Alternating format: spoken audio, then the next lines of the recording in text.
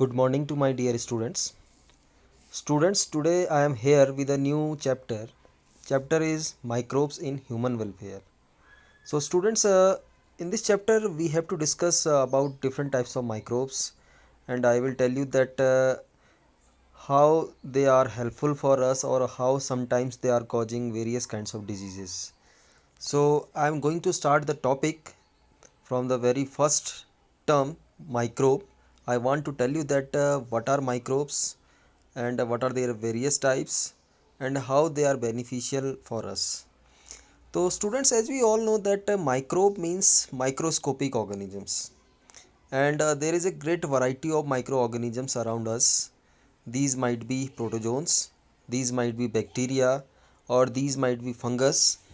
Sometimes these are some plant viruses, some viroids, and some prions. Prions means infectious agent having protein coating. And students, I want to tell you that most of the microorganisms we can culture in our laboratory in vitro conditions, like we can culture bacteria, we can culture fungus.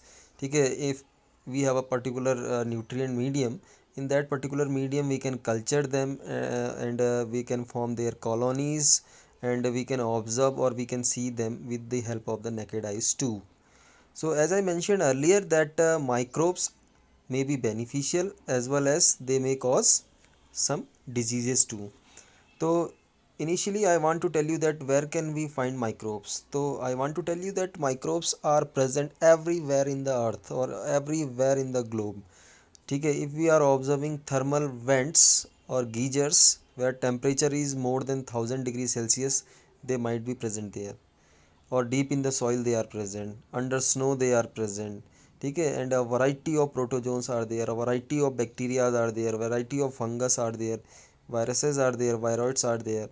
Okay, and some microbes are very useful because they are used as antibiotic too, because they are in the field of the medicine.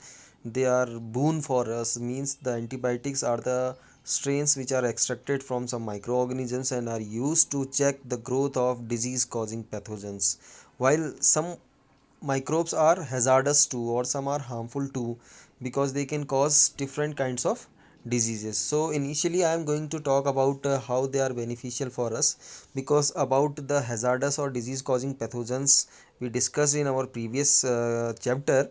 So here in this chapter I am talking about mostly the beneficial microorganisms. So initially I want to talk about the microbes which are beneficial to obtain household products. So I want to start that I want to give you very common example. Have you ever seen curd? So most oftenly we are observing or seeing curd, and we can prepare or we can produce curd from the milk. And I want to tell you that there is one bacteria. This bacteria is helping us in the formation of the curds. Means there is a bacteria whose name is lactobacillus, and commonly it is called as lab, LAB. ठीक है, lactobacillus bacteria या lacto acid bacteria helps us uh, in changing of milk into curd. So we can say that lab generally grows on the milk and converts milk into curd.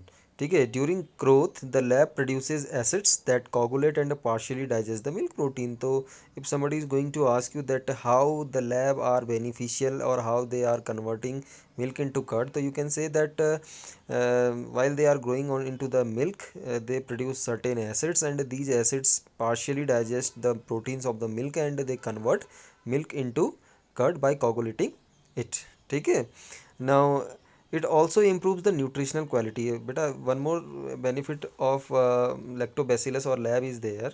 While it converts milk into the curd, it increases the nutritional value of the milk too, because it adds vitamin B12 on it. Okay, and it increases the nutritious value of curd. uh, Except it in our stomach too, the lab play very beneficial role, and because they are mostly involved in the checking of the growth of the other microorganism in your stomach. Lab checks the growth of harmful pathogens or harmful microorganisms.